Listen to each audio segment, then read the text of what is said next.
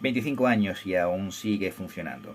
El caso de este espectador nos está hablando del mando a distancia de su Renault, pero obviamente también nos está hablando de su vehículo, que después de 25 años sigue funcionando, y esto viene a demostrarnos que parece ser que antes las cosas se hacían un poquito mejor.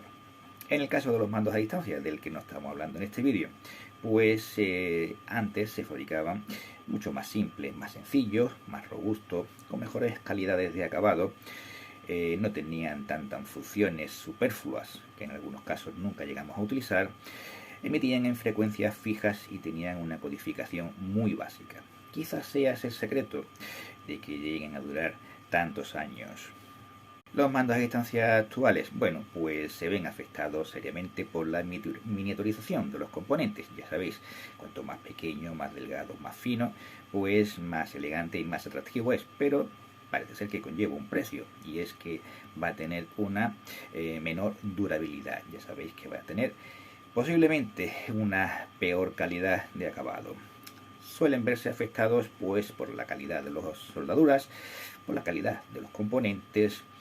A veces también tienen un problema de consumo de batería constante debido a las múltiples funciones que realizan, y se ven bastante afectados por las frecuencias del entorno. ¿Resultado de todo esto? Bueno, pues una obsolescencia programada quizás, o una menor calidad en el acabado, que al final acaba pagando, pues, ¿quién? El consumidor final, que es el que le toca mantener y reparar pues todos estos sistemas. Con lo cual, ya sabéis que toca pasar por caja. Y los mandos actuales pues no son precisamente baratos. Ojo con los precios que podemos encontrar en el mercado. Como dato curioso, y para que tengáis cuidado con ello, algunos mandos a distancia pues requieren de un procedimiento muy concreto y muy específico para sustituir la pila.